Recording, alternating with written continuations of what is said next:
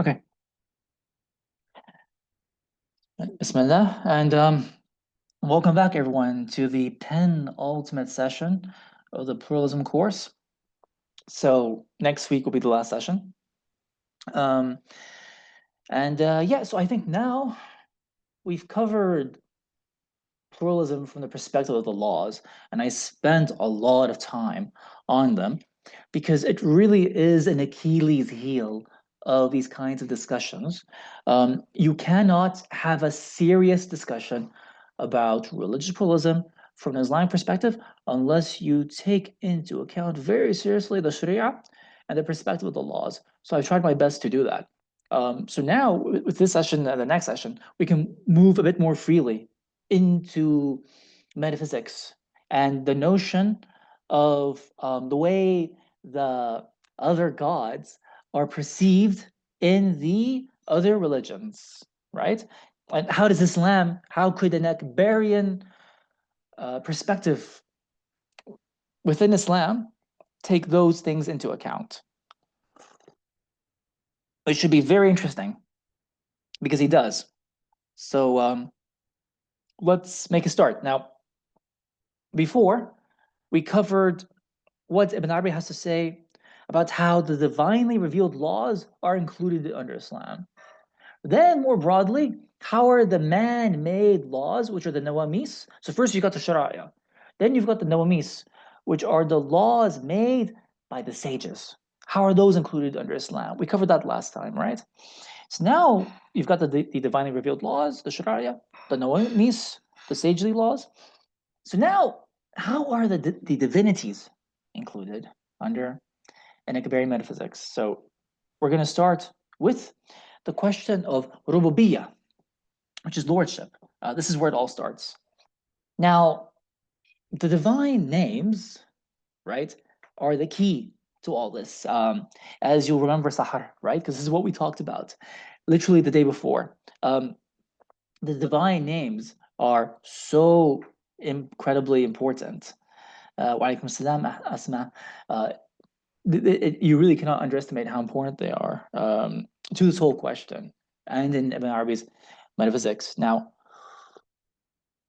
the divine names roughly correspond to what other religions call gods and deities and divinities. And I think this is a good cognate for them. This is a good analog for them.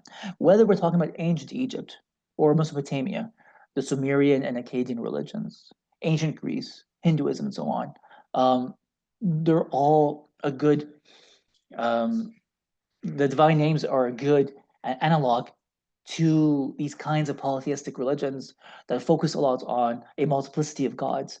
And even more specifically, I would say that the names are what they also correspond to what we call the arbab. So the gods correspond to what we would call in the Quran the arbab, right? Which is something we don't normally see emphasized, right? But there is a good justification for this. And the arbab, which means it translates into the lords. So this is a jam'a. Rabb is the mufrad and arbab is the jam'a. So what translates into the lords correspond to what the other religions call the gods and deities.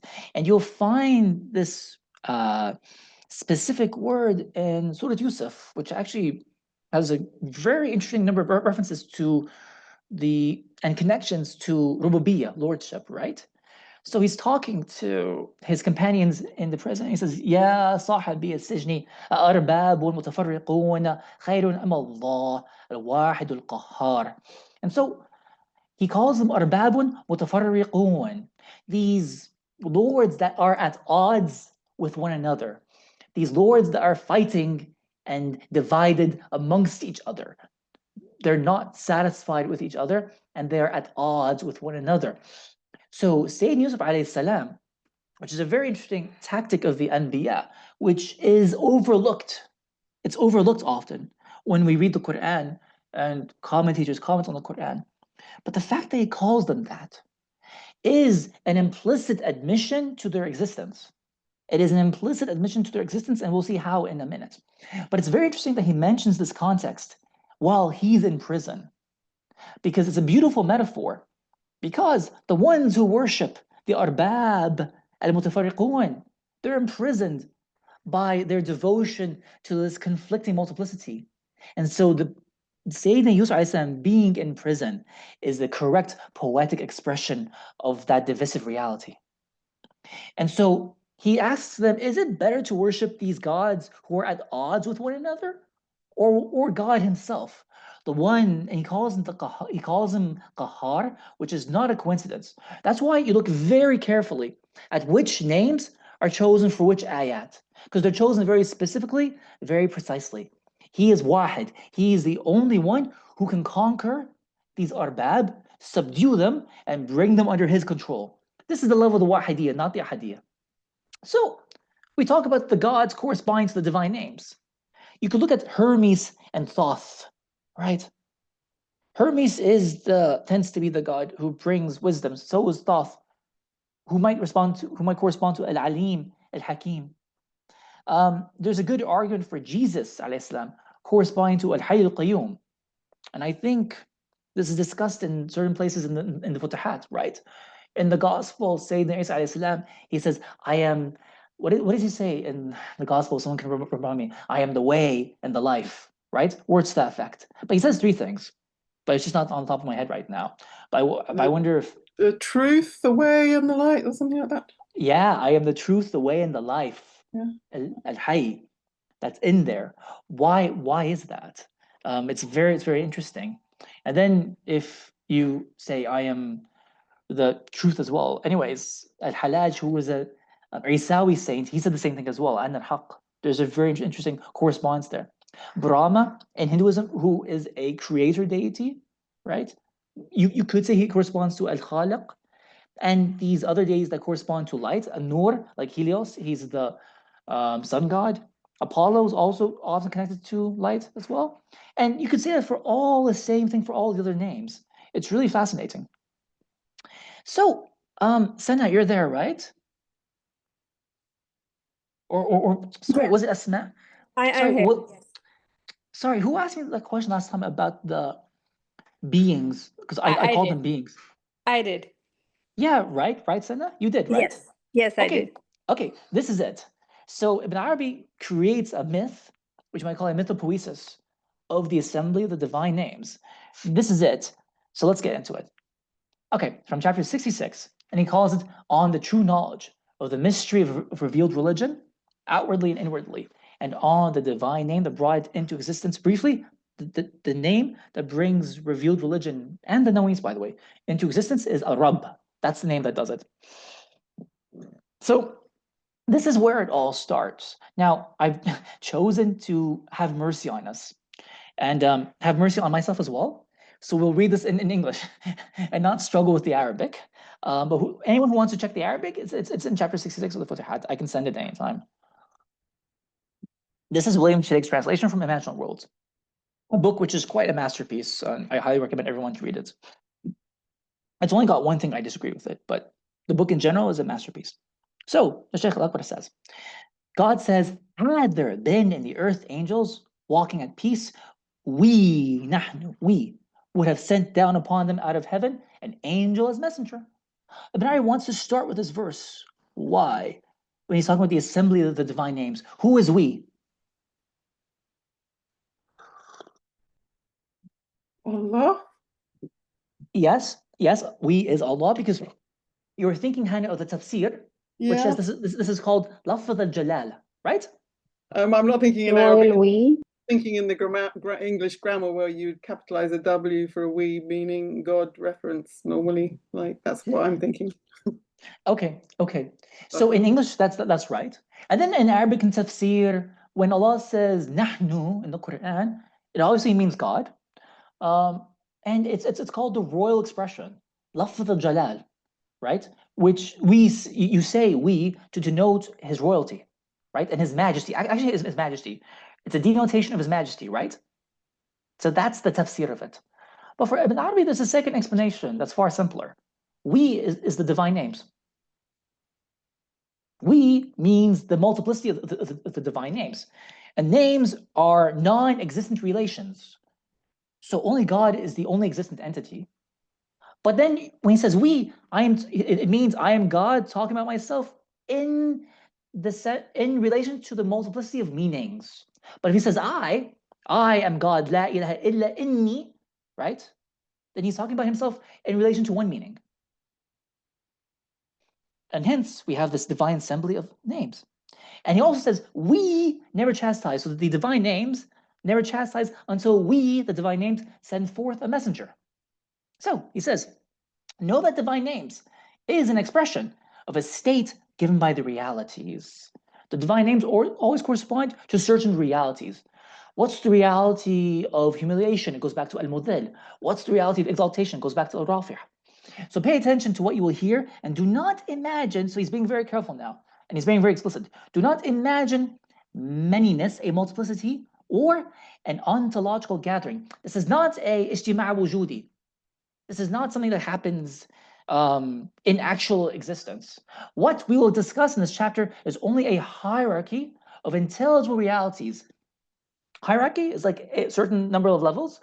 Some names are higher, some are lower, but of intelligible realities. حقائق معقول. So it means the معقولات. حقائق معقولة. That's the word, I think. حقائق معقولة. These realities that are intelligible. Because a reality and a universal is not something that you find in existence. Like I can find a tree, but what is the reality of trees, right? So you know in philosophy you've got the particular and you've got the universals. So tree is a particular instantiation of a universal reality. The particular instantiations exist, but the universal realities, they don't have existence the way trees we see on Earth do, right?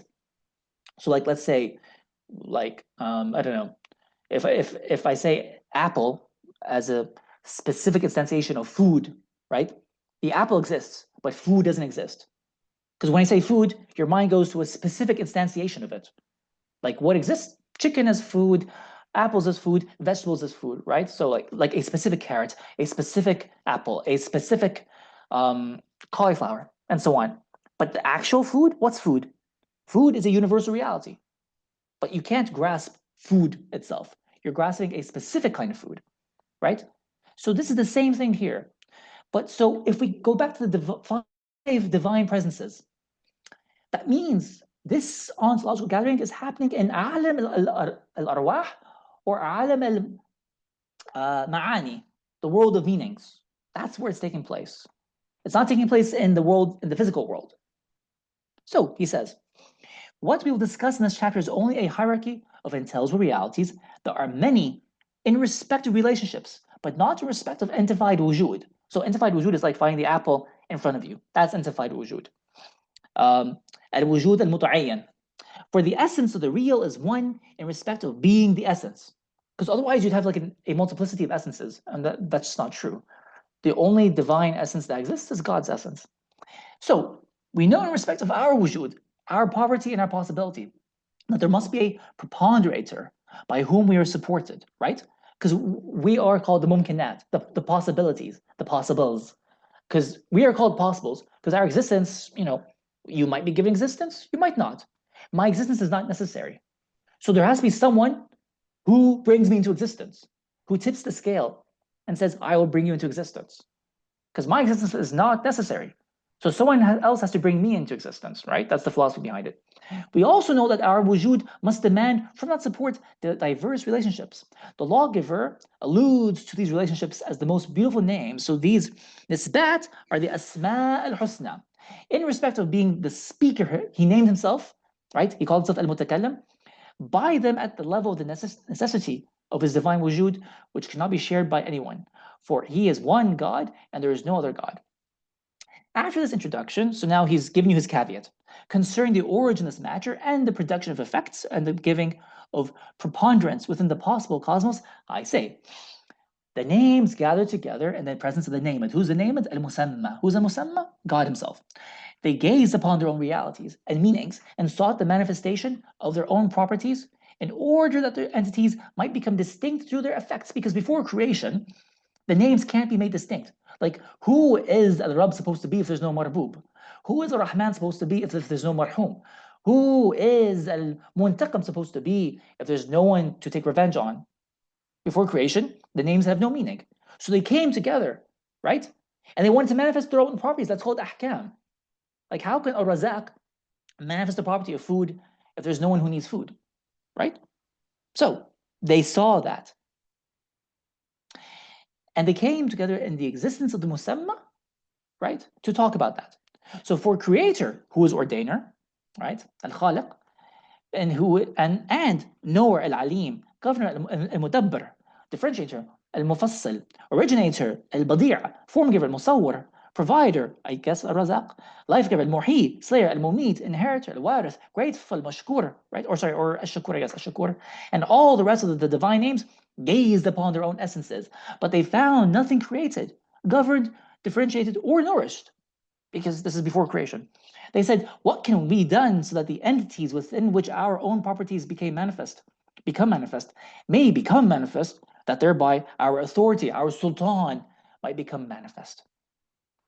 So hence the divine names, which are demanded by some of the realities of the cosmos after the manifestation of the entity of the cosmos, had recourse to the name originator, Badir. They said to him, perhaps you could give existence to these entities so that our properties may become manifest and our authority established, for the presence within which we now dwell does not receive our effects. So Badir said, that goes back to the name powerful, Al-Qadir, for I am under his scope, because the scope of Al-Qadir is higher in level and authority than Badir. Because how can originator originate anything into existence unless he has the power to do so? Who has power? Al-Qadir. So the root of this is as follows. In their state of non-existence, the possible things ask the divine names, and asking to their state of abasement and poverty. Who are the possible things? Us. So we ask the names through our hal to give us existence. Non-existence, so then the mumkinat, we said, non-existence, al-adam, has blinded us. So we are not able to perceive one another or to know what the real requires you to do with us.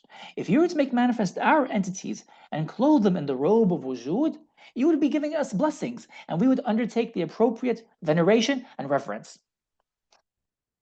Moreover, your ruling property, or your ruling authority, becomes genuine through our becoming manifest in actuality.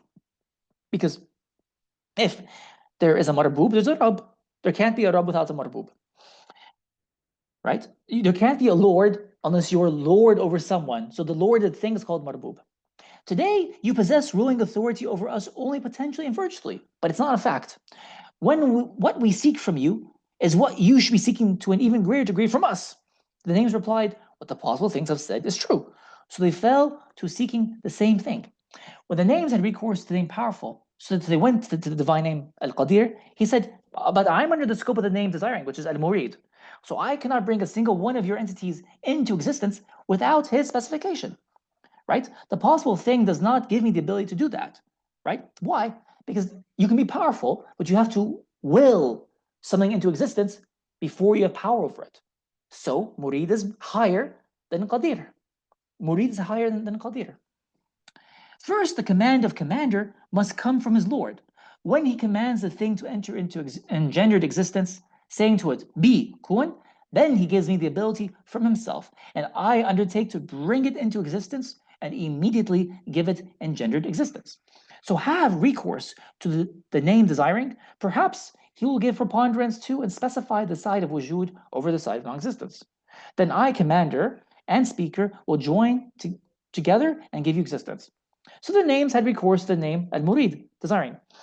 They said to him, we asked the name powerful to bring our entities into existence, but he deferred the command to you. So what do you decree? So Al-Murid said, powerful spoke the truth, but I have no news about the property of the name knowing, Al-Alim, in respect to you. Why? Because you cannot will to bring something into existence unless you know it. So you must know it first. So Alim is higher than Murid, which is higher than Qadir. Does he not have precedent knowledge that you will be given existence so we can specify it for you? I am under the scope of the name knowing, so go to him. They went to the name knowing and mentioned what the name desiring had said. So knowing said, desiring spoke the truth, and I have precedent knowledge that you will be given existence, right? But courtesy must be observed, for we have a presence that watches over us, and that is the name God, Allah. Allah is Ism al-Jama', which brings all the names together. So we must make ourselves present before him, for he is the presence of all comprehensiveness. Huwa hadrat al-jama'. So all the names gathered together in the presence of God. He said, what is on your mind? They told him the story. He said, I am the name that comprehends your realities, and I denote the named, who is in all holy essence, described by perfection and tanzih, incomparability. Stay here while I enter in upon the object of my denotation. So that is al-musamma al-madlul. Who is that? So that's the level even above God. What's above Allah? The ahadiyya. Because when you talk about Allah, you're always talking about the wahidiyya. You're not talking about the ahadiyya, right? The wahidiyya is what I can know about God. But the ahadiyya, that's the essence itself, which we can't even imagine. So he entered in upon the object of his denotation and told it what the possible things had said and what the names were discussing. The essence said, go out and tell each one of the names to become connected to what its reality requires among the possible things. So the name God went out, next to him the name speaker, acting as his spokesman to the possible things, and to the names he mentioned to them what the named al-musamma had said. Knowing, desiring, speaking, powerful, which are the mother names, the four mother names, established their connections, and the first possible thing became outwardly manifest through the specification of desiring and the property of knowing. Once the entities and the effects had become manifest in the engendered universe, right? I guess al-alam al-muqawwan. So once they came into existence, some of them, now you got a second problem. So the names and the mumkinat, whom they exercise authority over, come into existence, right? But some of them exercise authority and dominated over others in keeping with the names by which they were supported. What? So this led to a quarrel and dispute. Why is there a quarrel and dispute? Because some of the names conflict with each other. Ar-Rahman wants what al-Muntaqim does not want. Ar-Rafi'a wants what al-Mudhil does not want, right? Al-Muhi wants what al-Mumit does not want. So they argue. This is called al-Munaza'. Al-Munaza' al-Ilahiyya. Then the possible thing said, now we're afraid. We fear lest our order be corrupted and we return to the non-existence where we used to dwell, which is chaos, right? So they called upon the names through that which was cast to them by the names knowing and governing. They said, "O names, if your properties were to follow a known scale, a designated boundary, and a leader to which you all go back, that would preserve our wujud for us, as well as your effectivity within us for you. That would be more wholesome for both of us and you. So have recourse to God. Perhaps He will present to you someone who will set a boundary at which you can stop. If not, we will be destroyed and you will no longer have any effects." So the name said, this is the right means of wholesomeness, al-islah, and the best opinion. Hence, they did what they were asked to do. They said, the name governor al-Mudabbir will communicate your situation. So they informed al-Mudabbir and he said, I will do it. So the name Mudabbir entered and then he merged with the real's command to the name al-Rabb, the Lord. He said to him, do what wholesomeness demands so that the entities of the possible things may subsist. So the name Lord took two wazirs, wazara, to help him in what he was commanded to do. One wazir was named the al-Mudabbir, and the other name was differentiator, al-Mufassal. So God says He governs the affair. Yudabbir al-amr, I think. And He differentiates the signs. وَهُوَ يُفَصَّل الْآيَاتِ. Happily, you will have certitude concerning the encounter with your Lord. Who is the leader? Lord, who is the leader? So consider how exact is the word of God, since it employs the expressions that fit the state that is demanded by the actual situation. Ibn Arabi's literalism, right? You've got a mudabbir and a mufassal who go back to the Rabb exactly as how the Quran says it. So the name Rabb set down for them the hudud, the limits, and established for them customs, al-adat, by which the wholesomeness, the maslaha, right, and islah of the kingdom might be established, and to test them, which one of them is more beautiful in works. So God made these limits and customs of two kinds.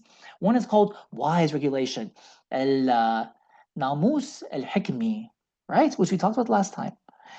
Or let's say, I guess, السياسة الحكمية. He cast it into the original dispositions or the souls of the great human beings, the akabir, who are the uqala. And this goes back to what we were talking about last time, but I'm going to stop here, right? So that leads back into the very same passages we read last time. So these are the origin of the divine names. That sounds like a divine pantheon. That's what it is. It's a pantheon of names. Very similar to what you find in other polytheistic myths about other divine pantheons, right? And so we briefly came across the problem of a divine conflict. And so Ibn Arabi, he says, the conflict is inevitable. There has to be conflict between the names, but there's no conflict in the essence. Be careful. There's no conflict in the essence. The essence is one, beyond any kind of contradiction. But there will be conflict between the names. There is no escape from that. Because the properties of the divine names, in respect to being names, not the essence, in respect to being non-existent names, are diverse. Like, what is Avenger, Muntaqim, terrible in punishment, Shadid al-Iqab, and overpowering, Qahir, have in common with compassionate, Rahman, forgiving, Ghafur, and gentle, Latif? They're opposites. For Avenger demands the occurrence of vengeance in its object, while compassionate demands the removal of vengeance from the same object. So he who looks at the divine names will maintain that there is a divine conflict. That is why God said to his prophet, dispute, jidal, uses the word jidal in the Quran, dispute with them in the most beautiful way. What's the most beautiful way? Ahsan way? Asma al-husna. So God commanded him to dispute in the manner demanded in the same way by the divine names. That is in the way that is most beautiful. So Arabi makes a connection to the divine names in this ayah, right? So he calls it this tanazur. There's a tanazur between the names, and there has to be, right? And who manages this tanazur? The name Rabb.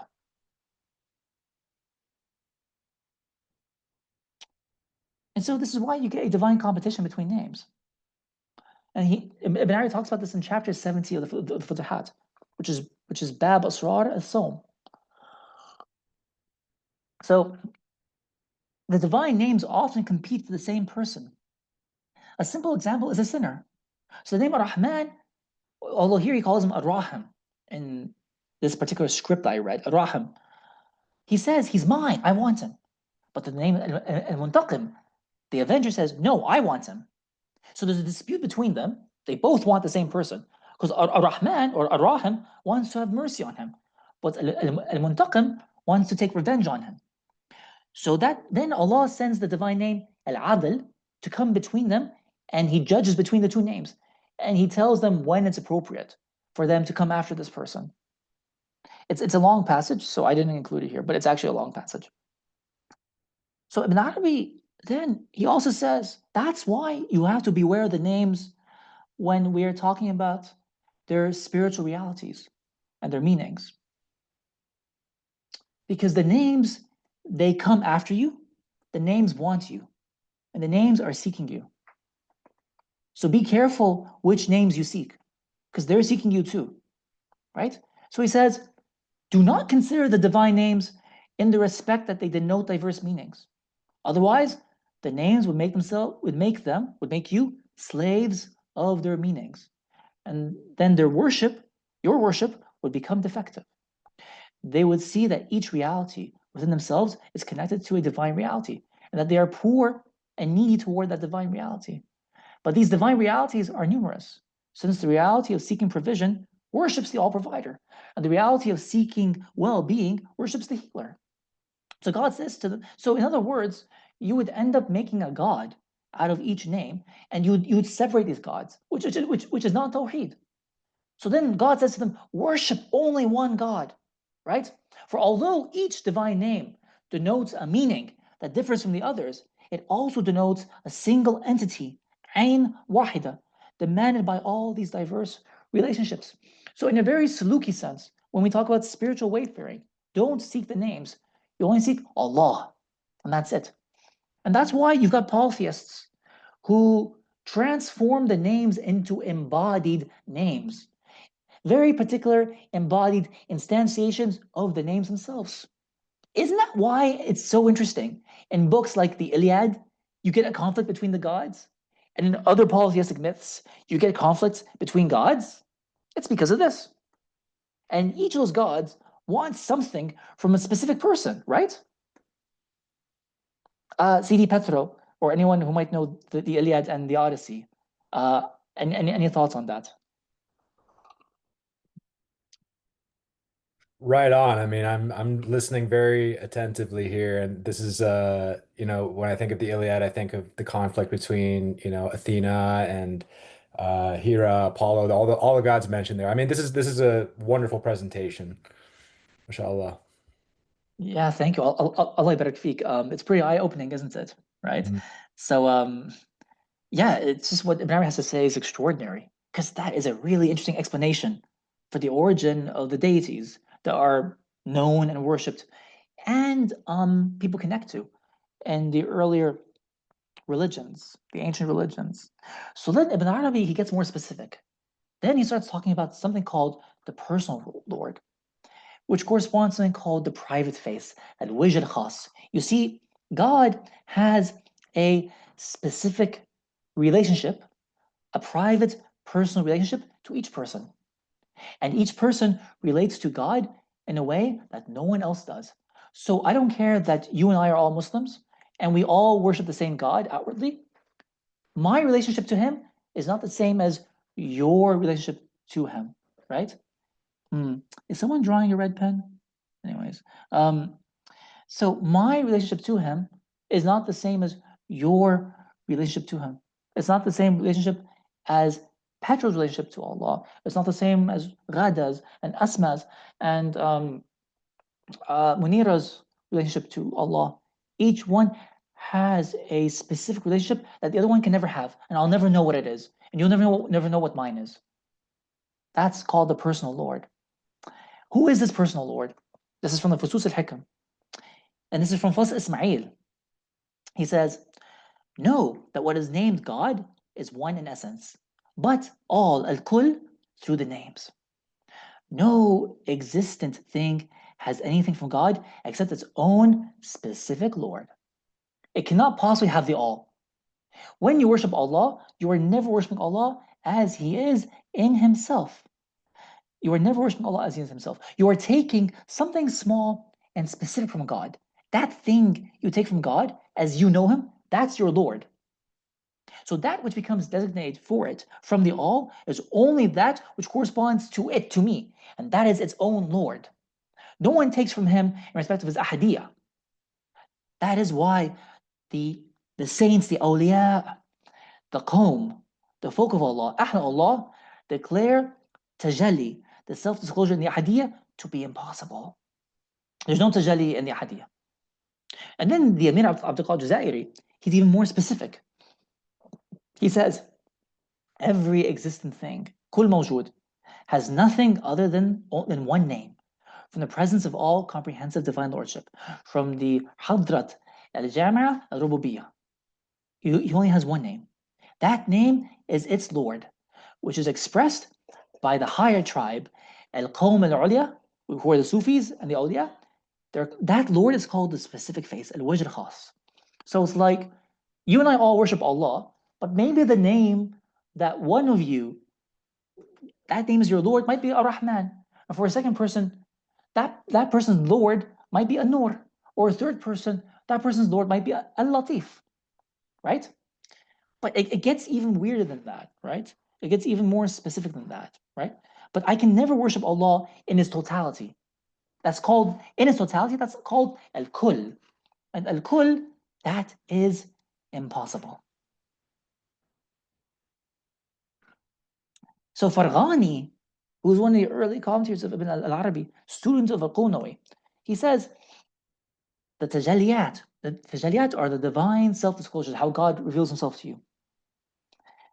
The tajalliyat He receives in keeping with His states within this world and His vision of God in the next world are tied specifically to this name and take place through it, right? It's one name.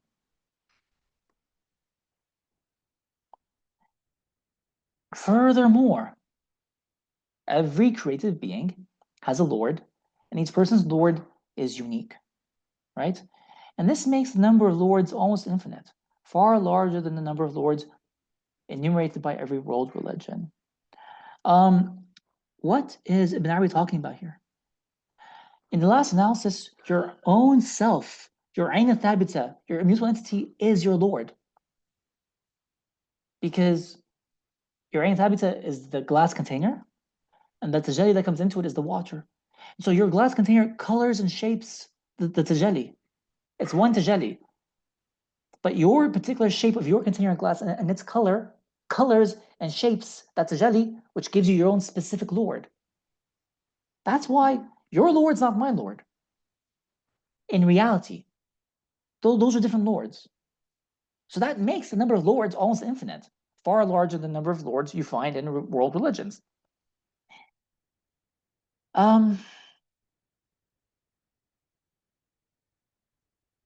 This is because in the last analysis, the Lord is one's very own immutable entity, عين ثابتة, which is why he who knows himself knows his Lord, but like exactly. He who knows himself knows his specific one named Lord. So two followers with almost identical beliefs will each have different lords in that sense. There can never be the exact same Lord for two people, just as there cannot be two completely different just as there cannot be two completely identical people, just as لا تكرار في التجلي. And there's no repetition in tajalliyat. The Lord one worships is never divorced from the self. That means ultimately no one worships anything but themselves. But similarly, the Lord one worships is never false, ontologically speaking, because it is rooted in a divine name that can take on any form. So he who knows himself knows his Lord. This explains why the gods of the ancient world were often associated with such diverse forms. The Rab is tied to the Marbub. Furthermore, Ibn al-Arabi says, the Lord of each person is pleased with that person. Which is kind of like that, Khadija. Thank you so much. For you is your religion, and for me is my religion, in that ultimate sense. Correct. Yes, because each one has a different Lord. So is the experience limited to our personal scope lens, the specificity? The experience is limited to our own personal set lens, absolutely. If you talk about subjectivity, Anum, subjectively speaking, I can never know what you're experiencing. You can never know what I'm experiencing because we have different lords in that sense. There is, by the way, of course, I'm conscientious of us going down the road of some kind of antinomianism. There is like a way to talk about in common language where roughly you and I worship the same God and roughly have similar experiences, roughly speaking, of course, like as Muslims, for example, or as Christians or Jews or Hindus, for example. Like, yes, like roughly we can have similar experiences, but it'll never be exactly the same, right? So then here he says each person's Lord is pleased with his particular vassal, his marbub. So then Sheikh Al-Akbar says in the same Fasl Ismail, وما ثم إلا من هو مرضي عند ربه.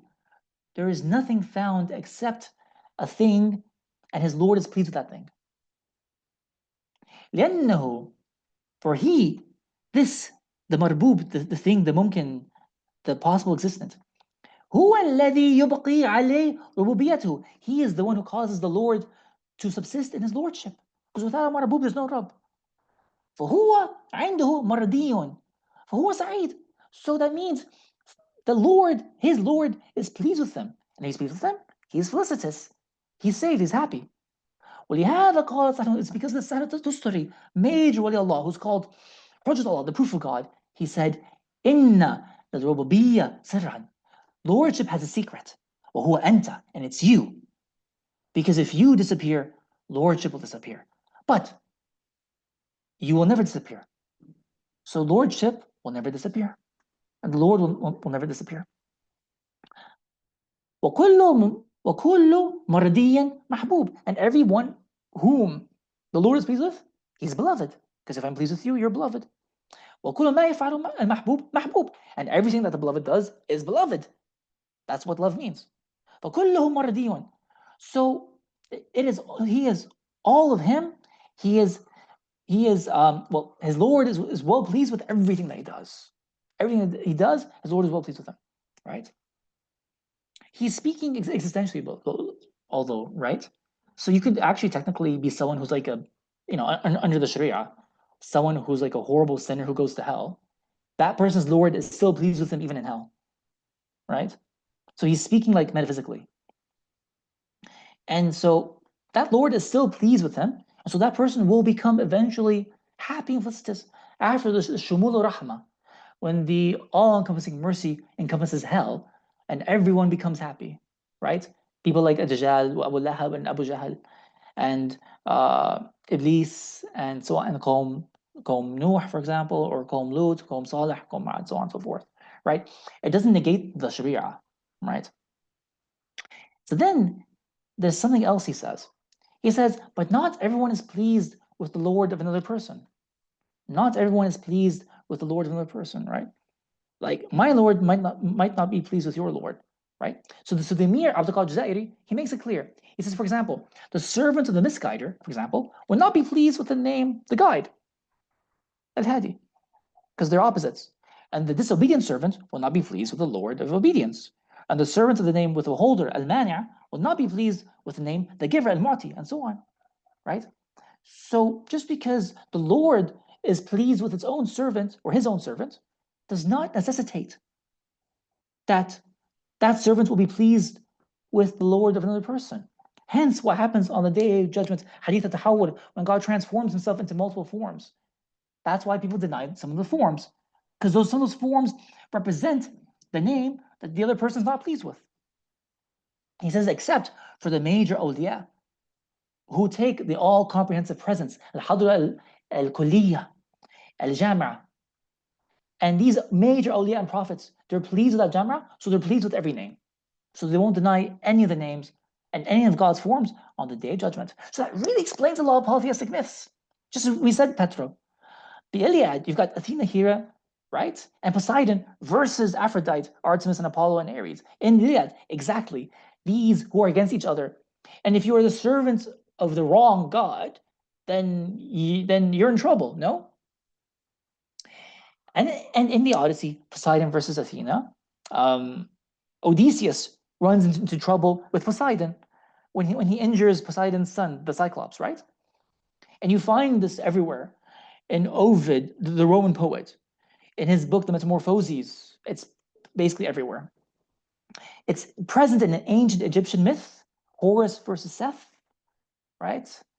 I think it's to do with the myth of contending for the throne, if I'm not mistaken. It's there in Zoroastrianism, Ahura Mazda, the god of good, versus Angra, Mainyu, the god of evil. Mesopotamian religion, Marduk, the storm god, versus Tiamat, the primordial goddess of chaos. I think Tiamat also means, is it dragon? So someone correct me, but anyways. And in Hinduism, you've also got it in the myth of Brahma versus Vishnu, right? It's there in all the polytheistic religions, or the religions that have some kind of like polytheistic connection to them, right? Because I'm aware, of course, that you can conceive of Hinduism, an ancient religion, ancient Egyptian religion, as monotheistic religions from a different perspective, right? Well, I'm just being super simple right now. I'm taking things very, I'm being very reductionist just for the sake of the presentation. So that brings us to the gods as lords that are mentioned in the Quran, right? Right. You've got the ayah, and we'll come back to this in Fas Harun, right?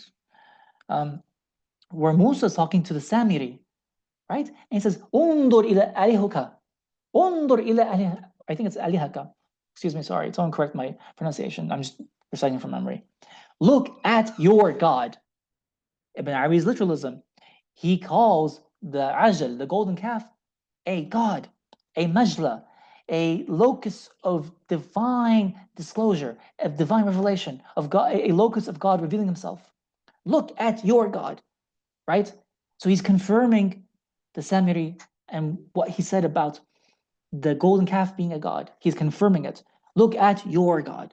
Now, we're talking about pay attention to the pronouns, your, mine, his, theirs, ours. Those are indications of lordship and different lords and lordship. Look at your God. Right? Pay attention to these in the Quran. These are indications of rububiyyah. Worship God. Now, these are the words of Sayyidina Isa alayhi salam. Worship God, your Lord and my Lord. My Lord, says Jesus, is Ism al-Jama', Allah, the all-comprehensive name. Your Lord, he's talking to the Christians, although they're not called Christians at the time, but your Lord, who's your Lord? According to Ibn Arabi, Jesus, me.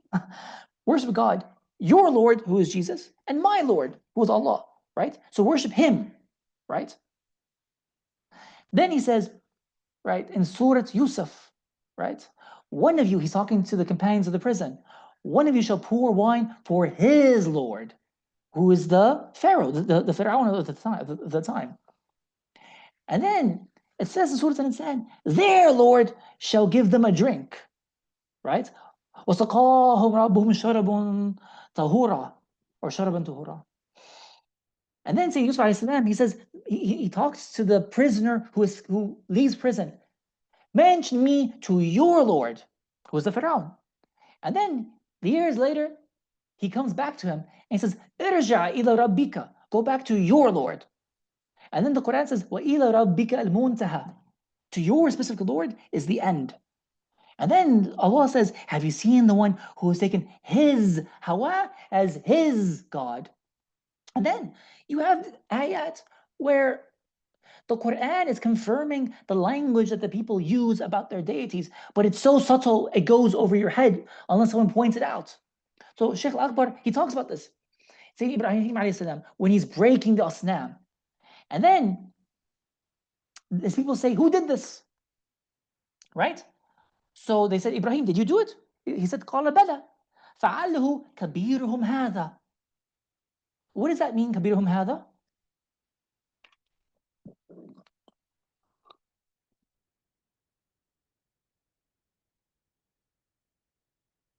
Anybody want to take a stab at it? Beer, it's big. There's lots of people who speak Arabic better than this is Heather and whom, them, this, them, big thing, them, I don't know. But كبيرهم, what's that? Kabirahum is their greatness. كبيرهم, the biggest of them. yeah, okay. The biggest of them. So in tafsir, Sayyidina Ibrahim alayhi salam is saying, ask the biggest one. He did it, right? Ask the biggest one. And then you get into the whole story of like, wait a minute, they can't do that, right? They don't talk, they don't do anything, right? Artaf, I'll take your question. Just give me 1 second. But then Sheikh Al-Akbar says, no. What's a divine name of God that's connected to this ayah? He is Al-Kabir. Al-Kabir. Ibrahim means Allah. Ask their greatest one. Who's the greatest one? Allah. And this divine pantheon. Ask him. Ask their great one. So he means Allah in this ayah. Absolutely fascinating. Their great one. And then the hadith, he knows himself, knows his Lord. And then the saying of Muhammad in the Quran, إِنَّمَا إِلَهَكُمْ إِلَهٌ وَاحِدٌ, your God, the one that you worship, he is only one God. It's just one God. It's Tawheed. How is that the case? You'll find out next session. Aitaf,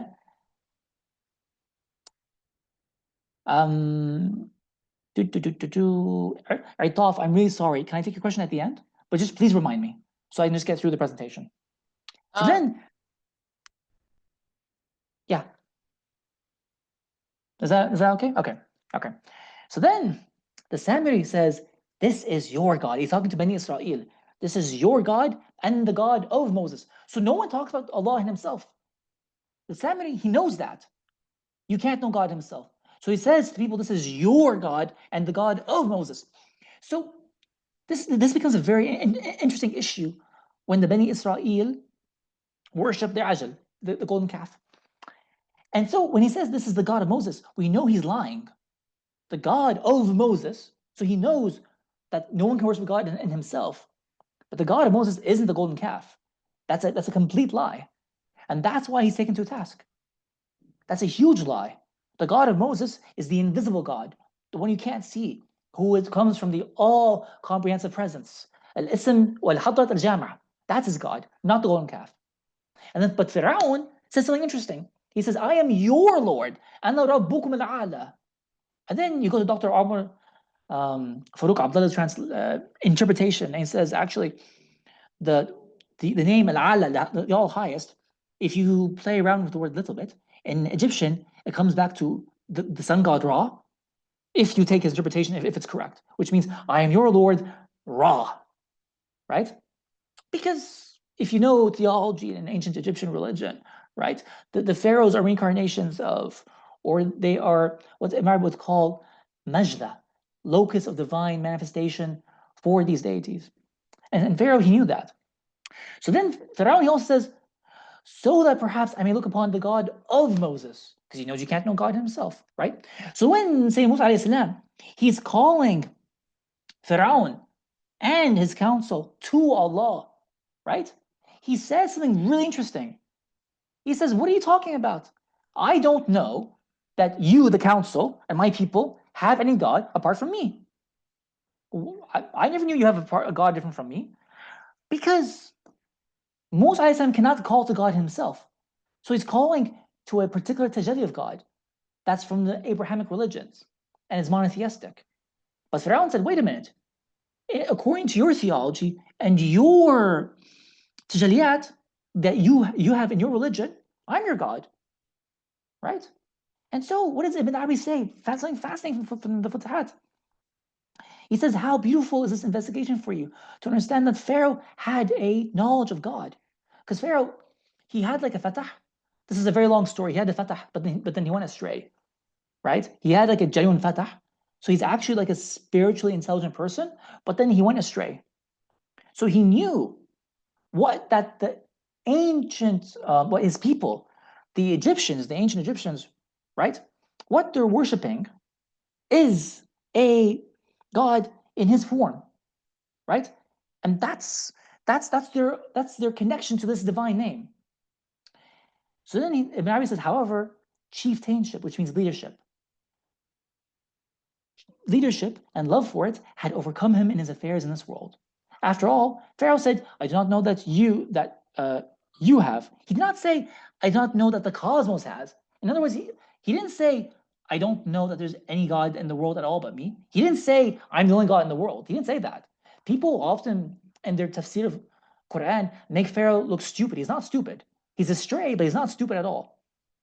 He said, I don't know that you have a God apart from me. He didn't say, I didn't know there's no God in the cosmos apart from me. There's a big difference. If that's confusing, ask me about it again in the end. Since he knew that his people believed that he was a God for them. Hence, he reported the actual situation, and he was truthful in his reporting, for he knew that they did not know that they had any God other than Pharaoh, according to their religion. So, this actually brings us to the first verse we were looking at, about look at your God. So I'm going to talk about that a little bit, which comes from Fas Harun, right? And then after that, we're coming to the end of the presentation. So Farghani, again, he says, whenever a thing's existence becomes entified from the presence of a name, that name is its specific Lord, right? Which is what happens with the golden calf. Now, this is interesting, right?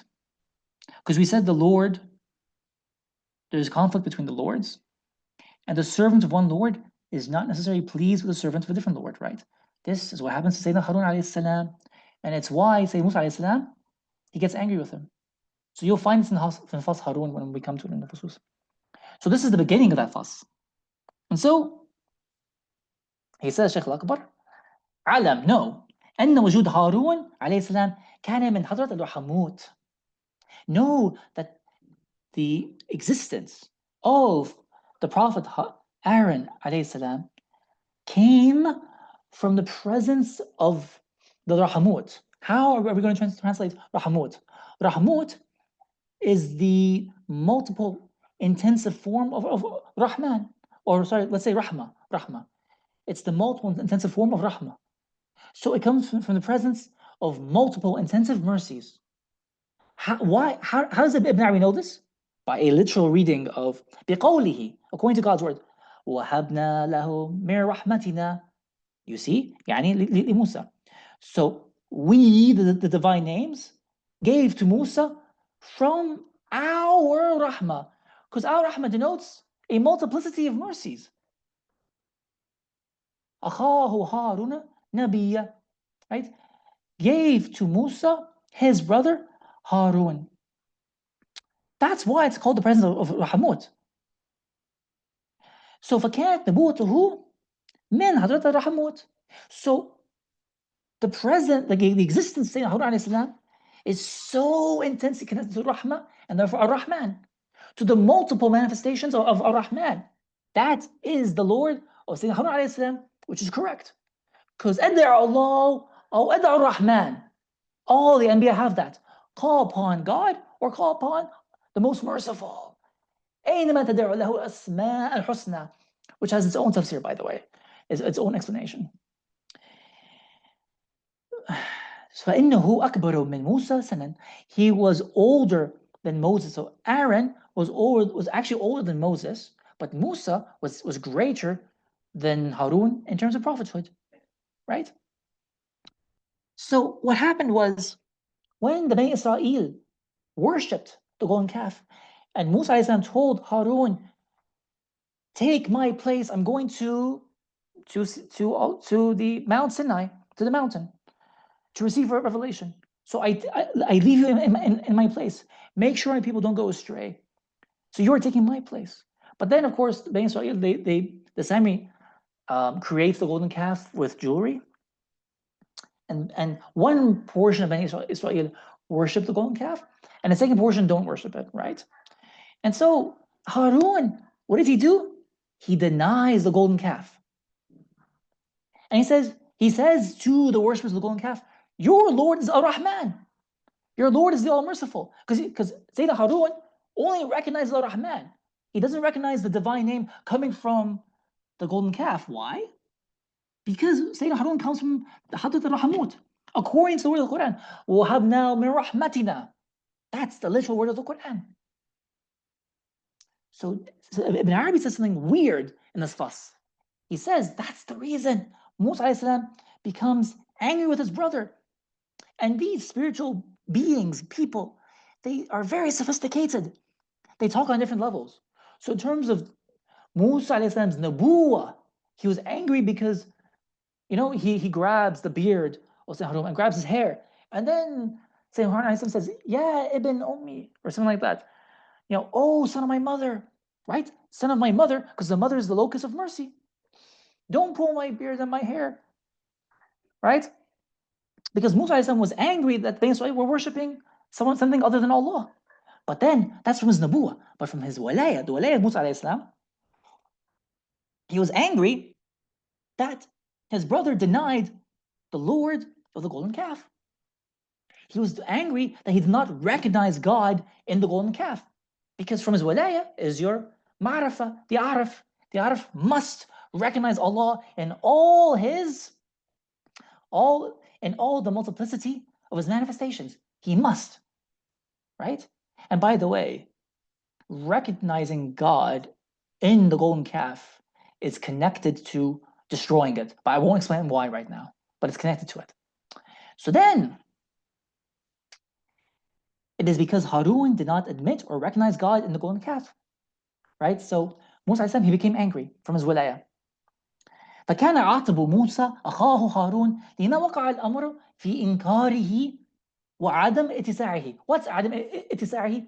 He did not have the vastness to recognize God in all his manifestations in the golden calf in particular, right? Which goes back to the hadith that my heavens and my earth do not encompass me, but the heart of my believing servant encompasses me. He did not have the capacity to recognize God in the golden calf, and he denied it. Inkar, he denied it.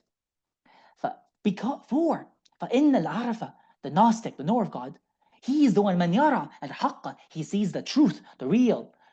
في كل شيء, in everything. بلى يراه عين كل شيء, he sees Allah as the same thing as everything. So Harun had a deficiency in his ma'rifah because he came from the Rahamut. So that was his Lord, Ar-Rahman. So he told him, your Lord is Ar-Rahman. So what did Sayyidina Musa alayhi salam do? He corrected him and he said, no.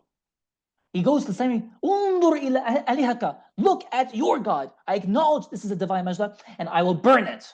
I will burn it and scatter its ashes to the four winds. I should have put the line here, but I forgot to put it. So the line I wanted to put is also from Fas Harun, right? The reason you must recognize the divine presence in that idol, in that thing which is hated to the prophets, and Harun in particular, right? You must recognize it because Allah, when he decrees a thing to happen, it must come to be and happen because he wants to be worshipped in a multiplicity of forms, and that thing will not disappear until it happens. This is the Amrun Maqdiya. It will not disappear until it happens. So the only way to make it disappear is for it to happen. So he grants that to Samiri and says, I grant that this is your God. And now he said it, because this is literalism. Look at your God. He said it. He admitted it. He admitted the existence of the divine locus of manifestation in the golden calf. Now I will get rid of it. That's Fas Harun, right? And so we come to the last section, which I find this, superlative of mercy. That's exactly it. Exactly. So from the Phaedrus, you get a really interesting analog in comparison to Plato, which I thought was amazing. I tried to explain it in the first presentation. I was clearly overreaching because this is its proper place. So these are the last two slides. So let's just go through it briefly. You get the same thing in Plato. Plato describes 4 kinds of divine madness or divine possession, right? And the fourth is the madness of love, connected to what Plato calls the transcendent form of beauty, right? In this context, he'll talk about the arbab. And this is when you behold someone whose beauty strikes you, reminds you of a past, previous existence, right? You can have a spiritual experience with love. Like you see someone and you get this, it's as if lightning strikes you and it causes you to remember the spiritual world you came from, right? So in that previous existence, you were witnessing the form of beauty. Plato talks about a time of initiation, when pre-existent people used to gather in a chorus or group behind certain gods. In other words, arbab, and you were their attendants. In this previous mode of existence, people witnessed the realities, the haqa'iq, like the particular god they belong to, or the form of beauty. And then when they become incarnated on earth, and a man sees a beautiful boy, he remembers the holy form of beauty. So he sees the pre-eternal divine beauty in the boy's face. And so Plato says, but he who is not initiated from long ago, but recently initiated, having seen many of the realities then, when he saw a godlike face or the form of a body that is a good imitation of beauty, at first he shuddered, and some of the former fear took hold of him, because the fear is a kind of reverence for that divine reality he saw in his previous existence. Then, as he looks at him, he reveres him, this boy, like a god. And if he didn't fear that he would be thought completely mad, he would do what the other Greeks did and sacrifice the boy as to a divine statue and a god. And so the lover saw the face of the beloved, which was flashing like lightning. And that's when he remembers the form of beauty. And when he saw this, he felt terror and fell backward in reverence, right? This is the beginning of philosophy, when he becomes a philosopher, properly speaking. What is he revering? What is lover worshiping? The lover's revering the form of beauty as manifested in that beautiful youth. And he recalls with love-stricken terror the divine beauty he used to witness and contemplate in his previous existence. So then the lover then wishes to make his beloved like the god in whose company he used to keep, or the Rab. So if you trailed behind Zeus, you had a natural affinity for philosophy, right? And then you'd want to make your lover more philosophical. And then if you were in the company of Hera, then the lover is looking for royal and kingly qualities. And if you were in the company of Ares, the god of war, then when they have the slightest inkling that they've been wronged by their beloved, they become murderous. They are quite ready to immolate both themselves and their beloveds. So that's the god, Rab, whose company used to keep in pre-eternity. This is alluded to in the hadith, al-arwah junudun mujannada. Who wants to translate that?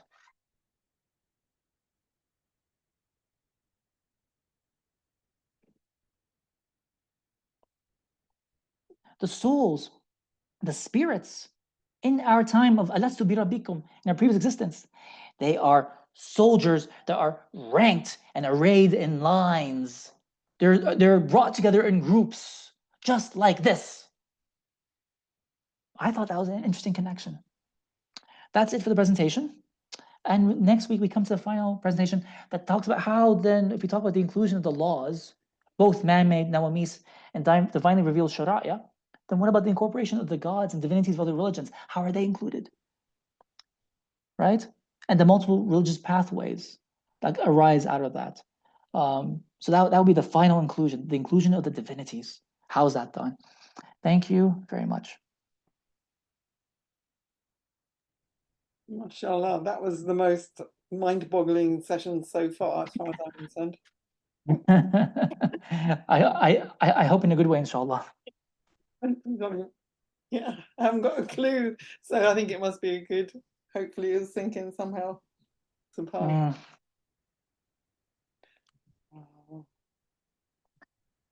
I mean, yeah, you might need to watch it a second time. Yeah, because it was very fast as well. Some of the things he was saying. It's interesting as well how it's like that fighting, and then you think of the ego, and the nafs, and the fighting, infighting, and then different parts and then interpersonal relationships, people fighting, and is it maybe even related to the different essences of the names within each person's character? That's I've no idea. I don't know how it all comes together really. It's something you need to contemplate, Yeah. and then it just sinks in after a while, right? Mm.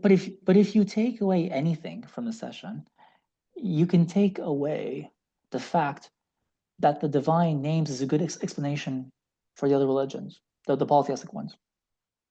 That's the easy bit, I think. That's really all you need to take away. The rest are details. Yeah. So it was interesting whether you said he creates this kind of myth, the bit at the beginning. So is that whole conversation, is that from Ibn Arabi just making up a story, or is this from his his revelation? Probably no. This is from his kashaf. It's my very bad adab. As an academic, I said he made up a story. Okay. But when I say made up a story, I mean in the Rumi way. Yeah. Rumi doesn't make stuff up. He's a huge wali Allah, right? Yeah. But he makes stories, but as expressions of truth for us to understand. That's what I meant. Yeah. So what he's saying is true, but maybe it doesn't happen the way we think it happens. But yeah.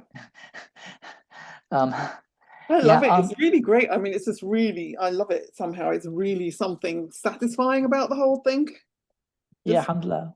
Amazing. SubhanAllah. Yeah, and please just mull it over. And if you get questions, inshallah, you will get questions. That means some of the stuff has you've managed to integrate it. Then let's talk more about it. But yeah, this needs time. Can I take Aitaf's question first? Because she was waiting patiently. Then I'll come to Petrogada and Snira and Asma. MashaAllah, that's 5 questions. That's really good. Okay. Thank you, Dr. Faris. It wasn't a question, basically, and I wanted really to answer your question in terms of the interpretation of Kabirahum in Surah Ibrahim. And my understanding, basically, of the interpretation is that within the scene, there were several idols that they were considering, the Qawm Ibrahim considering them as gods. And one of them, when it comes to the form, it was the biggest one, being the Torah. So they consider that biggest one to be the god of the other smaller ones. That's my understanding of the surah so far. So I'm not pretty sure whether it was accurate, but this is how I understand it. So I was just reflecting on your question. Okay, thank you, Ataf. That's the tafsir. The tafsir, Kabirahum is the biggest idol. The biggest idol. But Sheikh Akbar, he takes it literally. Kabirahum al-Kabir, right? So Ibn Arabi gives a different tafsir, if you like. Or even ishara. He doesn't really say. Because often for him, the isharat are almost as important as the tafsir. Yes, and I like that. Yeah. And I like this approach, basically. It's quite interesting because for some while, actually, I consider the textual interpretation of Quran to be very much narrowing the meaning. It's too narrow. It's way too, I agree. I agree. Yeah. I agree. But now, actually, as we go through Ibn Arabi teaching and way, I can see it as a way of lightening and even widening the meaning and interpretation of Quran in a very let's say in a very good way that really sticks to the meaning and to the words of Quran.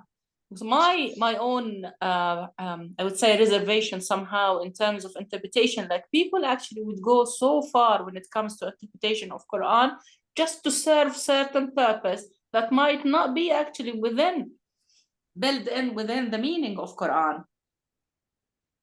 Ardolph, that's a beautiful reflection. Thank you so much for sharing it. Yeah, that's wonderful. Thank you. Thank you. Okay, let's go to Petro, Ghada, then Zanira. So I wanted to ask this earlier, but I just wanted thought it would be better to hold off. But I was wondering about the hierarchy of the divine names. Like, Yes. Does Ibn Arabi actually give like a complete hierarchy of the names? And if so, where does he do that? And are these names kind of like categorized in like Jamali and Jalali aspects? Okay, so he gives like a very thorough explanation for the presences of these names in chapter 558 of the Futuhat. He doesn't really categorize every single name so that you get like this huge list of hierarchies. He'll give you like a main list of hierarchies, which we mentioned are the four mothers: life and knowing and willing, desiring, and powerful, right? And then after that, you've got hearing, speaking, hearing, seeing, and speaking, right? And sometimes he'll replace speaking with Jud, the generous one, Jud, right? So he does that. You said that was chapter 158? No, 558. 558, okay. He will go through very thoroughly with through all the names and what those presences entail, right? Really extraordinary, mashallah.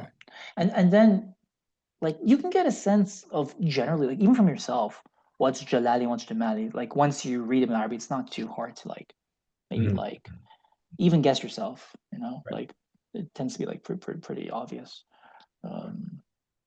Yeah, thanks. Got it. Thank you. Ghada. I wanted to understand more about Al-Arwah Junud Mujannada. Yes. And also to explain more about Harun, which is stating the presence of the gold calf and then destroying it. Yes. So as Hannah said, I went too fast. This is true.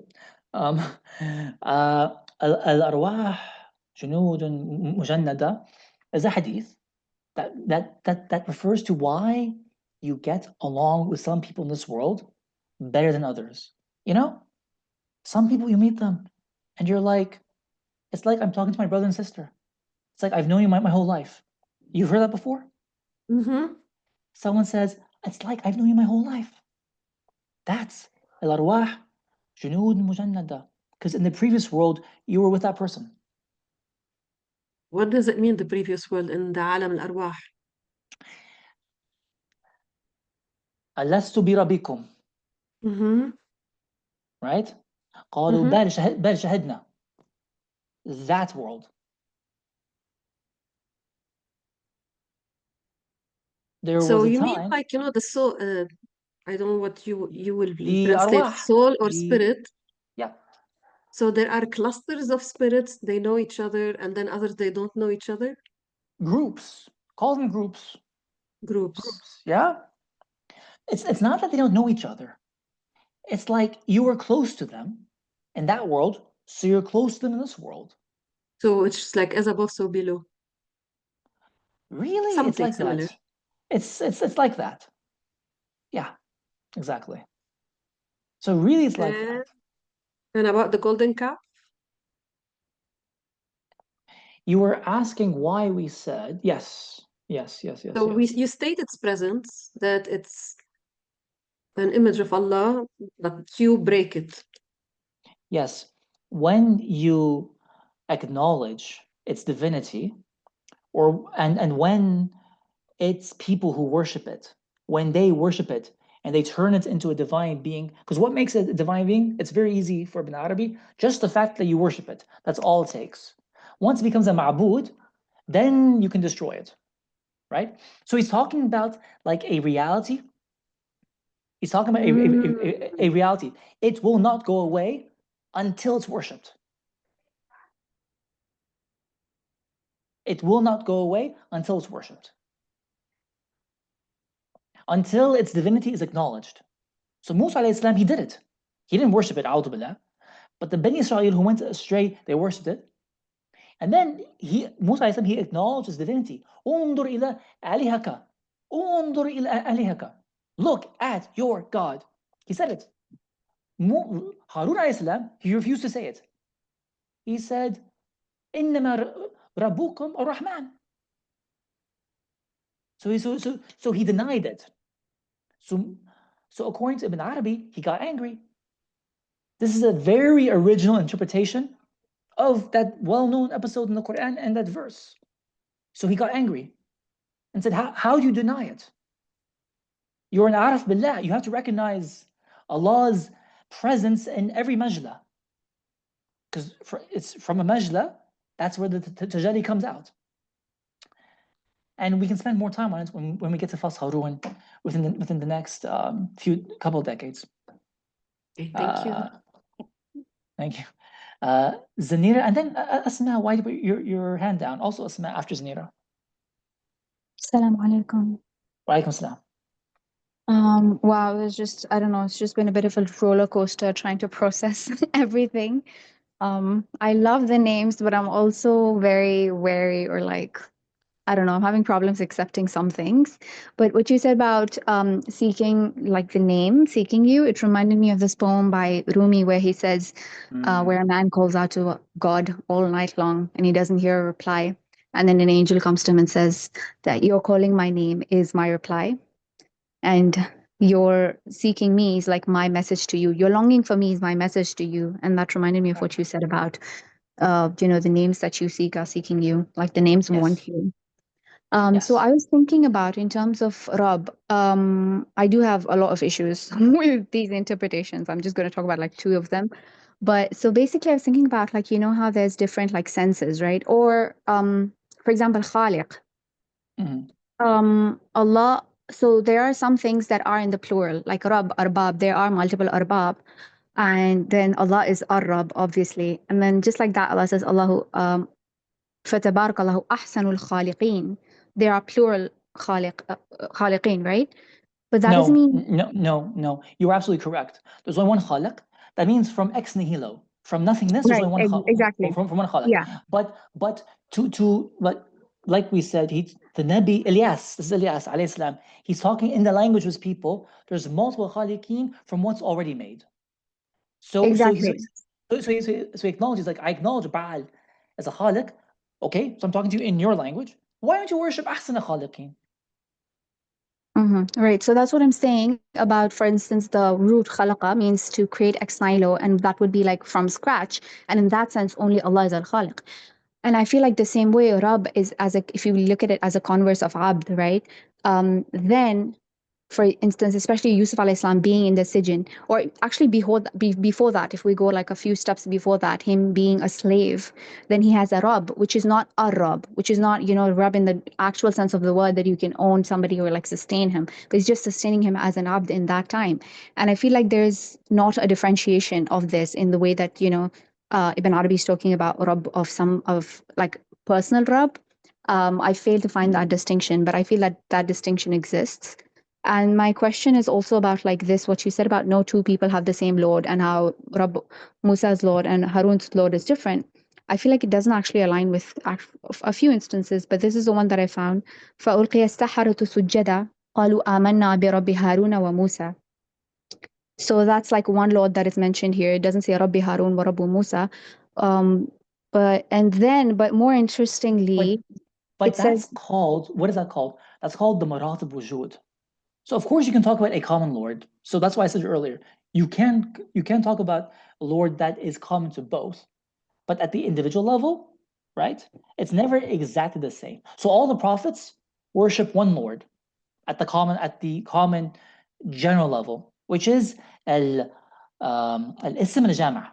They all worship that one Lord, all of them. So that's why when he said Rabb, Harun, Musa, they mean the Lord that is common to both of them, who's ism al-jama'. But then there's something called al-wijh khas. So if I say the Lord of Harun, Musa, that's al-wijh mushtarak. the face that's common to both of them. That's ism al-jama'. But wajh al-khas, like the specific Lord, you see, Allah, when He creates something, He creates each individual thing, which gives Him an individual relationship with each individual thing. So, yes, there is a Lord to Musa, specific to him, the wajh khas, that is different to the wajh khas, specific to Musa alayhi salam. But when we talk about the religion they bring, it's one Lord. That is al-wajh al-mushtarak. Right. So I feel like that could also have been emphasized more in this like talk about Rabb, because we're talking about, I felt like it was like, what's it called? Like a juxtaposition of Arba versus one Rabb, and just like too much individuation of the lords, which I guess is important because that's not something that we hear often. But then isn't the whole point of Islam to say where even Musa alayhi salam, when Allah speaks to him, he says Rabbul Alameen. So that is like one Lord for everybody. Absolutely everybody. Yes, correct. But then if you only talk about Rabbil Alameen, you eliminate the level of the diversity of divine names. If you forget that, right? So you need to mention both. Right, but I feel that wasn't mentioned. Like that's my thing. Like I feel like it was, like how we need the balance between tanzih and tashbih. I feel like we need also the balance between the jami' and sorry, in this case, I guess you said mushtarik and the wajh al-khas. And I had another question about, so again, in the same story. Here's Zanira. Give me 5 hours and we'll mention everything. Oh, sorry, go ahead. Sorry, what did you say? I said, give me 5 hours and we'll mention everything. That's the thing about these things. But yeah, sorry, go ahead. Next question. Pluralism, right? But I mean, I feel like that's so relevant because we're talking about pluralism, and the whole point is like monotheism versus pantheism or polytheism. So I feel like that's very relevant. Fair. That's fair. Yeah. So basically, when they go on after they say the Rabbi Amanna bi Rabbi Haruna wa Musa, and then they go on and they give like this little talk, I guess. But then there's something in it which contradicts what you said about like the individual Rabb that does not. I guess you said mardi, right? That person, every person is a mardi of their individual Rabb. Yeah, that's right. Yes. But here they say, إِنَّهُ مَنْ يَأْتِ رَبَّهُ مُجْرِمًا فَإِنَّ لَهُ جَهَنَّمَ لَا يَمُوتُ فِيهَا وَلَا يَحْيَا. Yeah, that's right. وَمَنْ يَأْتِهِ مُؤْمِنًا قَدْ عَمِلَ صَالِحًا فَأُولَٰئِكَ لَهُمُ الدَّرَجَاتُ الْعُلَى. So it says here that actually it is a possibility that you can come to your Rabb, يَأْتِ رَبَّهُ مُجْرِمًا, and then that will be the Jahannam is the end. Yeah, but okay, so there's the level of ontology and there's the level of the Sharia. There's the level of the Haqiqah and level of the Sharia. So I did mention the level of the Sharia, by the way. So at the level of the Haqiqah, no. Even if you're in Jahannam, He's pleased with you. Because you're the one who allows His effect to subsist. You're the one who allows His sultan over you to subsist. So He's still pleased with you in Jahannam at the level of Haqiqah. And then I mentioned at the level of Sharia, you can still end up in hell, yes, if you're a mujram, right? And so at the level of Sharia, you can have a Lord who's displeased with you and pleased with you. But at the level of Haqiqah, which is the root of Sharia, at the level of Haqiqah, every Lord is pleased with his marboob. But where, I feel like I don't understand, like where's the Sultan for saying that because Allah has denoted some people in the Quran saying that, radiyallahu anhum wa radu an. Again, it says Allah, it doesn't say Rabb, so that's like a different thing. But okay, and I was wondering also, I asked this before, but about, so you spoke today in detail about Rabbukum, right? So what about the other names with the personal, I can't say personal Lord, but the personal pronoun, like for example, Musa alayhi salam tells his people, Tubu ila bari'ikum. Yes. So do we each also have like other names that like are our own like individual khas? No, he says barikum, he means the barrier that's common to all of you. So that's al-wajh al-mushtarak. Right, but I was just wondering why is it that that's not said, for example, with other names? So, I mean, I guess it goes back to the hierarchy, right? Because it's like it doesn't say mu'minukum or... Yeah, I don't, okay, so I don't know why he says barrier. It's one of those things you have to contemplate. I don't know why he says barrier in that case. But that's the whole point. In the Quran now, you look at it differently. You say, why does he say this name, that name? That's the whole point. Pay attention to the names. Yes, exactly. And so then you can contemplate more deeply why he uses certain names. Okay, so the final question, I was just wondering about what you said about Amr Maqdiya, that it can't, that made really a lot more sense to me just now when you said that it becomes like the moment that it's worship, it becomes a ma'bud, and it kind of, I guess, demands acknowledgement. Like Yes. I understand that, like ontologically, but I'm wondering why would Rasulullah Sallallahu Alaihi Wasallam not acknowledge the other, like the idols as a majla, and also like, No, he does. He does. You're going to find that out in Fas Nuh. That's the whole point. Nuh alayhi salam doesn't. But Rasul says he does. You are, because, I'm actually, I'm not going to give away the fun. Everyone's head is already hurting already. So we'll save it for the next Fusus class and for session 10. He does. He does. what about then Bilal radiallahu anhu, like saying ahadun ahadun and like not acknowledging them, refusing it, and like suffering for it? No. Don't mix things up. Of course, obviously, Rasulullah he wanted to remove the idols from Mecca, but at what level does he acknowledge them? You will see next time.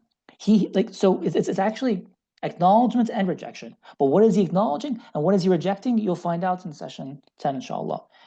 I don't want things to get confused. Obviously, he does reject the idols in the normal sense of the word, but at what level does he accept them? You'll see. Okay. Asma? Allah yabarak fiki. Jazakallah. I was in two minds about this, asking about this. I was like, should I sit with this for a bit longer? Should I go back to the material? Sure. Or should I just waste your time and ask you while I'm here? I was really confused about really like, and I think this goes back to a question I asked about Iblis earlier in the chat as well when we were, I think it was a couple of weeks back. And this is the same for Fir'aun. I'm not really sure what Sheikh Ibn Arabi is concluding about someone like Fir'aun, because to me the contradictions, the apparent contradictions in terms of what his actions are, and also then there's the layered meanings in terms of when he speaks about like the theology of God and who does he worship and how is he understood?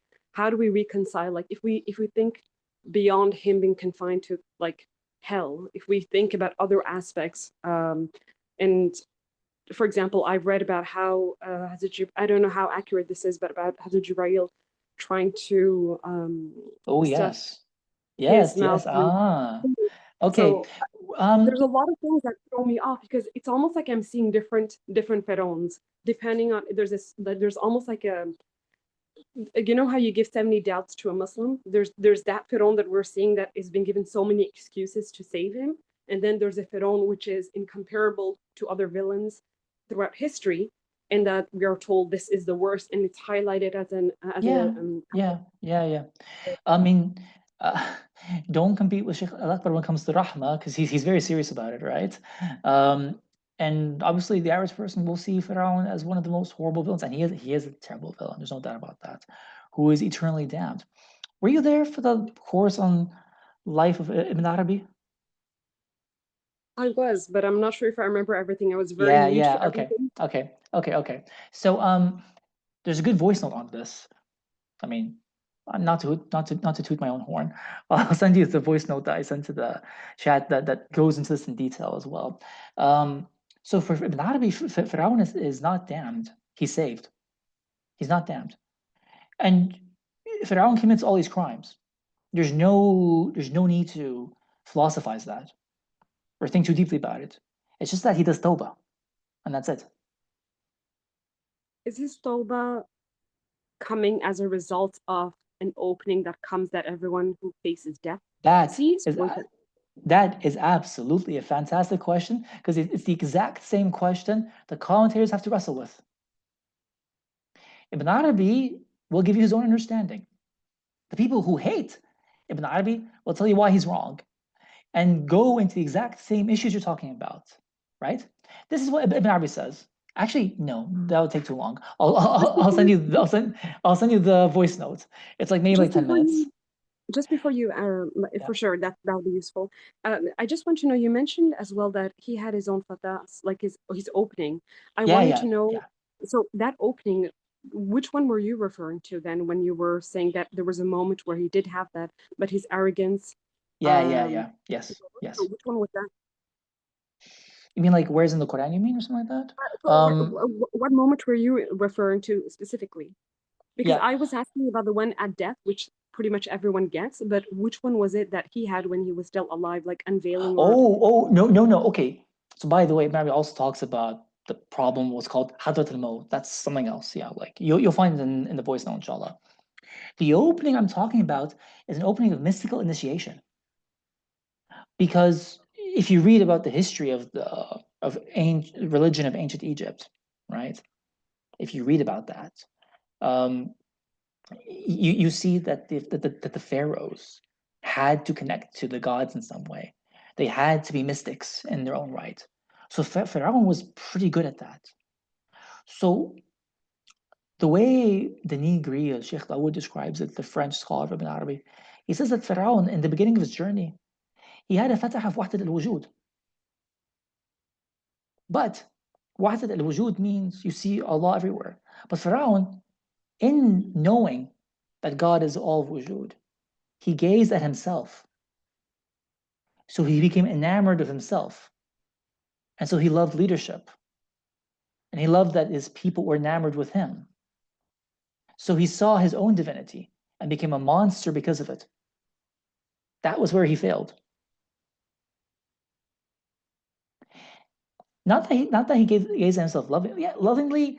In terms of narcissism, the way you fall in love with yourself, not superficially, but yes. And because he saw the divine face in his own self. So there's a rule that like when you gaze at the divine face, it binds you. So when he saw the divine face in himself, it grabbed him and bound him. So he became enamored with himself. You cannot look at the divine face without becoming enamored with it. So he became lost. And Musa alayhi salam, he was a spiritual doctor who restored him back to equilibrium. That's the whole story. Sorry, could you repeat again the last part? Sayyidina Musa alayhi salam, he was the spiritual doctor because Pharaoh was out of balance, completely out of balance. So he was sick, very, very sick.